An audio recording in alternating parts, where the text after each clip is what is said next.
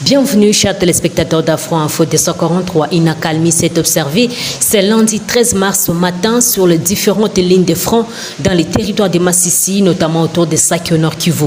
Selon plusieurs sources locales, au lever du jour, les terroristes du M23 ont commencé à quitter certaines entités qu'ils avaient déjà occupées dans ces territoires. C'était diversement commenté dans la région.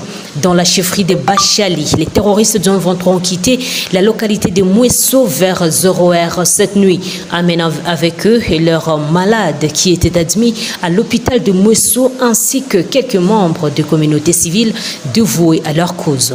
Ils seraient partis à Kichonga alors que d'autres éléments seraient positionnés à Muongozi, Busumba et Kirumba aux alentours de Mouesso, affirment ces sources. Elles ajoutent que ce matin, ce sont les Maïmaï et les Nyatura qui viennent encore d'investir Mouesso et quelques autres villages proches. Les combattants locaux ont tiré des coups de feu lors de leurs entrées dans ces positions abandonnées par les terroristes du M23. Autour des Sake, ces derniers ne sont plus également visibles dans les villages des Karouba, des Mouré-Mouré, des Kingo, mais aussi des Kagano et aussi Kiouli. Dans un communiqué publié samedi 11 mars, ces terroristes, soutenus par le Rwanda, annonçaient leur retrait de ces villages pour permettre aux troupes burundaises de la communauté de l'État de l'Afrique de l'Est de s'y déployer. Des sources au sein des EACRF affirment que ce déploiement de Burundais n'est pas encore fait, mais c'est en cours de planification. Toutefois, des sources civiles dans la région redoutent une reprise des hostilités dans ces villages abandonnés par les terroristes du M23, du coup récupérés par les groupes armés locaux. Ces derniers ne sont aucunement liés par les cessez-le-feu impliquant les belligérants directs dans ces conflits. Un groupe d'autodéfense vient de prendre le contrôle de la cité de Mouesso. Cette cité était jusqu'hier sous contrôle des terroristes du M23. Mais tôt ce matin, la population a constaté sa disparition et c'est ainsi que ces groupes s'est installé. Une panique règne dans la cité. Autre nouvelle, les leaders du groupe thématique mines et hydrocarbures au sein de la société civile du Nord Kivu, Alexis Muhima, parle de l'inquiétude de 19 organisations de son groupe au sujet d'une possible contamination de la chaîne d'approvisionnement des minéraux de colta et cassitérite dans les territoires de Massissi. La crainte fait suite à l'occupation par les terroristes du M23 à l'axe Mouchaki-Karouba et l'axe Kichonga qui sont des principales voies d'évacuation de ces minerais dans la région. Les terroristes du M23 est en train d'occuper non seulement des voies d'évacuation des minerais, mais aussi des axes sur lesquels se trouvent beaucoup de sites miniers, s'inquiète Alexis Muhima. Autre chose, les journaux parus ce lundi 13 mars à Kinshasa commentent abondamment les séjours que les membres du Conseil de sécurité des Nations Unies ont achevé dimanche en République démocratique du Congo. Intervenant sur Radio France Internationale depuis Goma, un membre de la délégation parla des sanctions à infliger à tous ceux qui soutiennent les terroristes du M23, a affirmé que la négociation reste l'outil par excellence pour les Nations Unies, rapporte Congo Nouveau.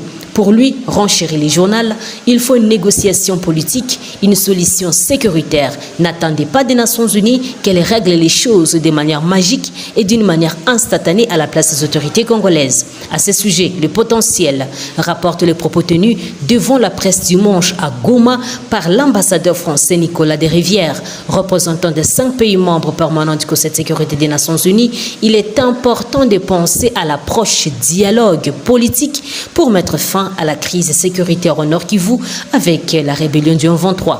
Le même diplomate onusien a aussi souligné la responsabilité des Congolais dans la recherche de solutions à cette crise.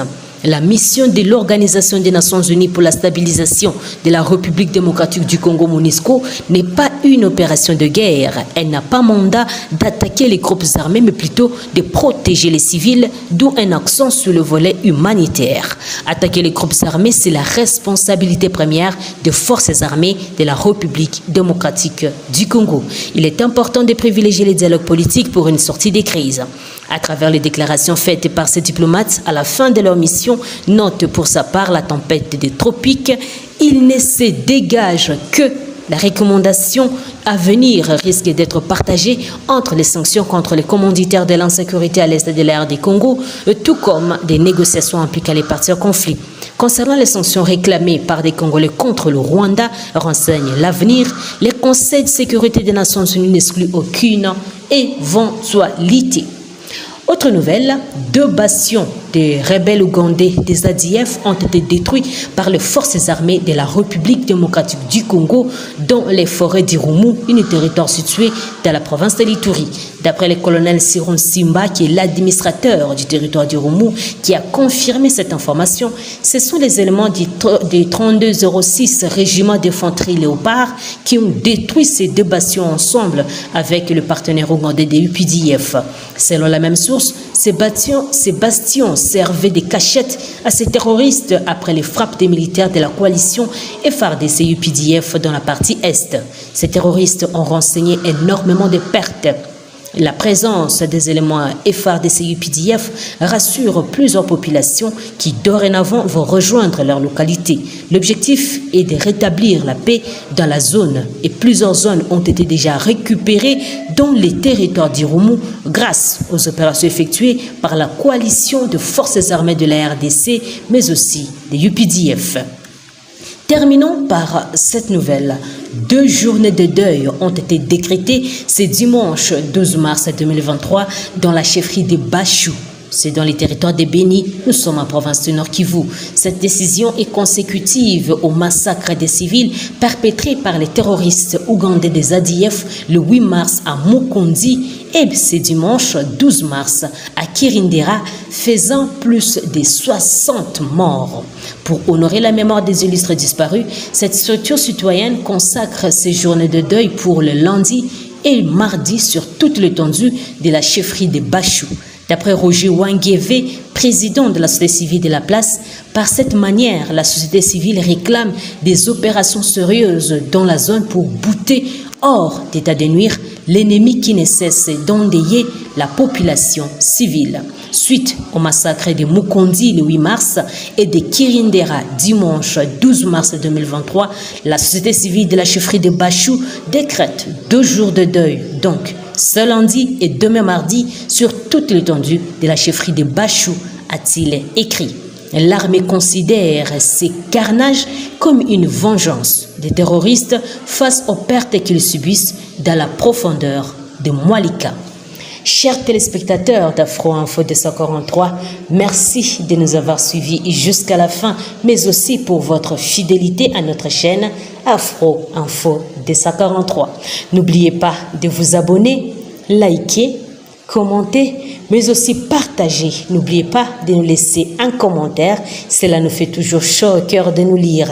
Je suis Santi Chesenga depuis la province de l'Ituri pour Afro Info 243. Au revoir.